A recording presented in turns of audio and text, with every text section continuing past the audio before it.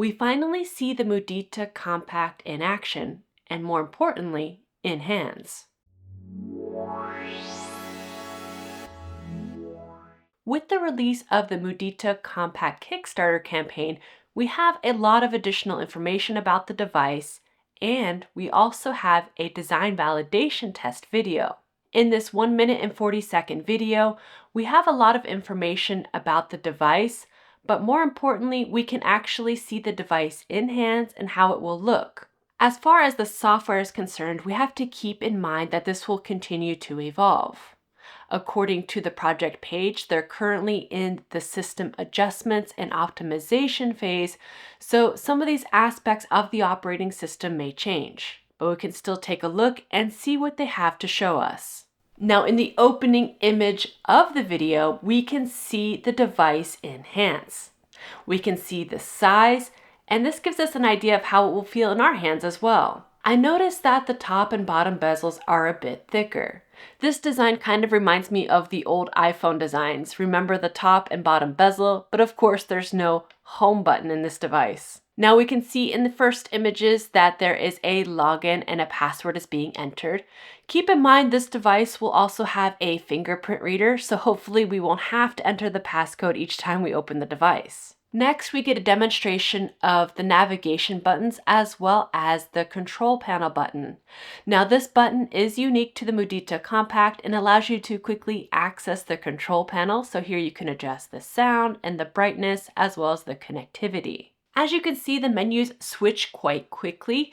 We've seen this recently on other devices as well, such as the minimal phone, but keep in mind certain settings may be adjusted to show that the menus can switch quickly, such as animations being turned off. This may also vary according to the refresh rate applied to the device. Next, we get a sneak peek at the settings menu.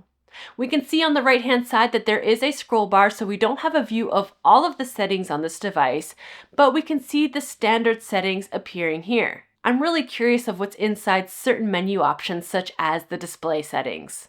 I want to see how big I can make my font, how I can adjust the refresh, and so much more. From this menu, we get taken to the network settings where we are demoed how to connect to the Wi-Fi, of course. We can see that it connects to hotspot devices, and we can see that you have the QR code, of course, for sharing your network. Now, the next interesting clip from the DVT demonstration is the app drawer. From here, we can see the complete list of apps as is right now, and that is the maps, the e-reader, notes, recorder, calculator, camera, meditation timer, files, chess, and music. Again, I cannot iterate enough how exciting it is to have a game, whether it be any game, but chess in particular, I'm super excited about. Next, we get taken to the Notes app where they demonstrate typing on the device. This is important because a lot of people complain about typing on e-ink devices, myself included.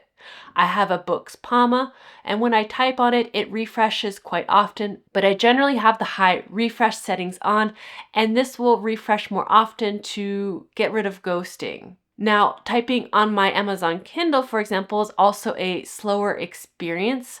So typing on e-ink in general is not as fast as a normal screen, of course, but it is nice to see that typing on this device seems quite snappy. Again, this will depend on the settings applied, but we can compare this also to the minimal phone's recent example of typing, and we can see that typing is quite quick and enjoyable. There are other devices where people have complained about the typing experience, most notably the Light Phone 2. So I'm hoping that this device's typing experience is much better, and from the demo here, it looks quite snappy and quite responsive. Now that's the end of the DVT video. Again, I'm really happy to see how the device looks in hands. It looks sturdy. It looks like the perfect size. It's not too big, not too small. The e-ink display makes it easy to distinguish the menus and the icon options, and I think this device looks really nice. It looks like in this video they're demonstrating the charcoal black variant, but they do have two other color options, pebble gray and natural white.